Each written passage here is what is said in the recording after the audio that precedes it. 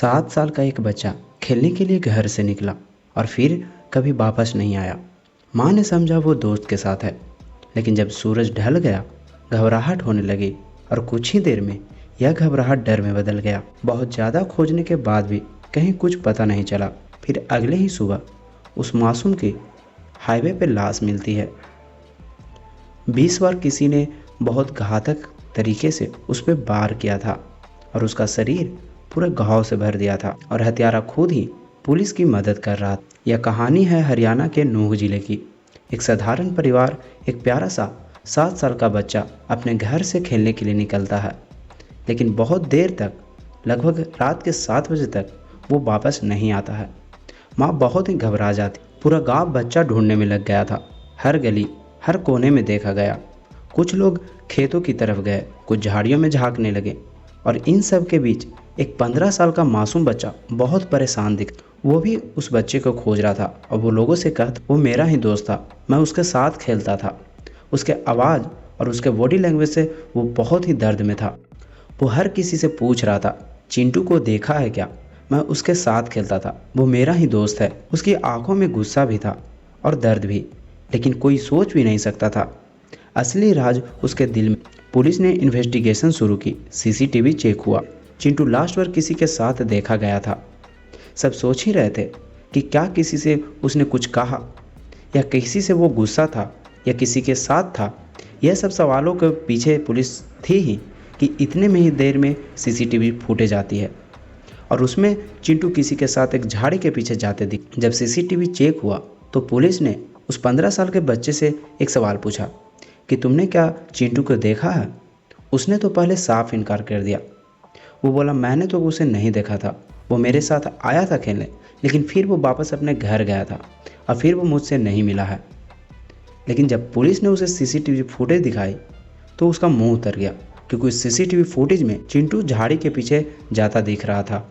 जब एक CCTV footage सामने आई जिसमें चिंटू एक बड़ी सी झाड़ी की तरफ जाते दिखा और उसके पीछे वही 15 साल का लड़का था, और उसके पीछे जो अब तक सबसे ज़्यादा दर्द दिखा रहा था वह वही लड़का था जो चिंटू के माँ के साथ भी रो रहा था। पुलिस ने उससे जेंटली बात की, क्या तुमने चिंटू को देखा? पहले तो उसने कहा मैं तो उसके साथ नहीं था, लेकिन जब उसे सीसीटीवी दिखाया गया तब उसका फेस उतर गया। वक्त गुजरने के साथ उसने कन्फेस किया और जो उसने बताया सुनकर ऑफिसर भी दंग रह गए। उस लड़के को लगता था कि चिंटू ने उसका फ़ोन चुराया है और जिससे लेकर वो बहुत गुस्सा था। बदले की आग में जो उसने किया वो हैवानियत से भी बहुत बड़ी थी। उसने जब चिंटू को अकेला देखा एक सुनसान जगह पे ले गया और फिर एक छोटी सी सीजर से 20 बार वार किया। हाँ, 20 बार एक 7 साल के मासूम बच्चे के शरीर पर। फिर उसकी बॉडी को एक एक्सप्रेसवे के किनारे फेंक दिया, जैसे कोई कचरा हो। जो लड़का इतनी देर तक छुपा रहा और वही पुलिस के साथ सर्च भी कर रहा था, माँ के साथ रो भी रहा था और हर किसी को मिसलीड कर रहा था। उसकी एक्टिंग में हर किसी को कंफ्यूज कर दिया था, लेकिन सीसीटीवी और साइंटिफिक प्रूफ ने उसका सच बाहर ला दिया। जो सबसे ज़्यादा डराने वाली बात थी वो ये थी कि यह खून किसी क्रिमिनल ने नहीं की थी, बल्कि एक छोटे से 15 साल के बच्चे ने की थी। हाँ, एक स्टूडेंट, एक स्कूल बॉय, जिसे गुस्सा और शक और ईगो ने एक 7 साल के बच्चे की जान ले ली। एक माँ अपने 7 साल के बच्चे को खो चुकी है और दूसरी माँ अपने 15 साल बच्चे को जेल जाते देख रही होती है। यह एक सिर्फ मर्डर नहीं था, यह हार थी हमारे समाज की। क्या हमने अपने बच्चे को ये नहीं सिखाया कि कैसे गुस्सा कंट्रोल करना है?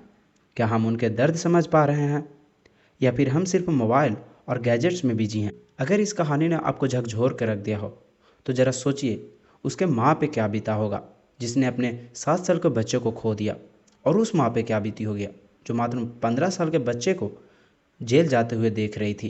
आप इस केस से रिलेटेड क्या सोचते हैं? आप अपनी राय कमेंट में ज़रूर दें, और अगर आपको लगता है कि यह वीडियो ज़रा से भी इन्फॉर्मेटिव हो तो अपने दोस्तों के साथ, अपने परिवार के साथ ज़रूर शेयर करें। चैनल को सब्सक्राइब करें और शेयर करें।